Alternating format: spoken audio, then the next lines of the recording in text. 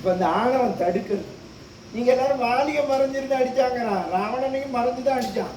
பிரம்மாஸ்திரம் போட்ட கூடவே சக்கரம் போச்சு. சக்கரம் போனது உத்தரகண்ணுக்கு தெரியாது, அவனுக்கு தான் தெரியும். அதான் நேற்றுக்கே சொன்னேன், சங்க சக்கரமும் கையல்லி ஹொளையுதே புரந்தரதாசன். இங்கத கோவள்ள நீ பாரு.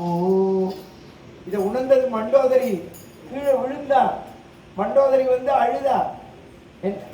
எள்ளு போட இடம் இல்லையா அவங்க உடம்புல. அப்படி பானம். வெள்ளருக்கும் சடை முடியான் வெற்படுத்த தின்தோல் மேலும் கீழும். பானம் எப்படி போச்சான்? எள்ளிருக்கும் இடமின்றி தடவியதோ ஒருவன் வாழி. அப்படி தடவிண்டு போச்சான் ராவணஹார். ஏன் தெரியுமா? இவன் சீதை சீதைங்கிறான். சீதை அங்க இருந்துட்டா என்னத்துக்கு ஆறுதுன்னு ராமர் பானம் போட்டவர் சீதை மேல பற்றப்படாதுன்னு ஓரமா போச்சான். தடவியதோ இந்த கிரிக்கெட்ல ஒயிட் பால் போற மாதிரி கொடுக்கும். ஒயிட் பால்லையும் விக்கெட் எடுப்பான் தெரியுமா உங்களுக்கு? ஸ்பின் போடுறான்னு இல்லையோ, அது ஒயிடா போகும். இவன் இறங்கி அடிக்க வருவான், அதுக்குள்ள விக்கெட் கீப்பர் எடுத்துருவான். ஒயிடுன்னு தருவான், அங்க அந்த அம்பையரை பிடிப்பான்.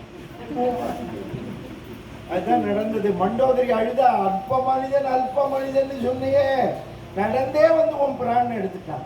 சங்க சக்கர கதாதரகா அவ்யய புருஷ ஸ்ரீமான். ஸ்ரீமான்றா அதான் ஆண்டாள் சொன்னார். தென்னிலங்கை கோமானை செற்ற, தென்னிலங்கை கோமான். அவன் தாயார்கிட்ட கத்துணுங்க, ராவண அயோக்கியன்கிற. தென்னிலங்கை கோமான் என்ன? அவன் கோமான்னா எங்க ராமன் ஸ்ரீமான். ஸ்ரீமான்னாலே நல்ல வந்தான்.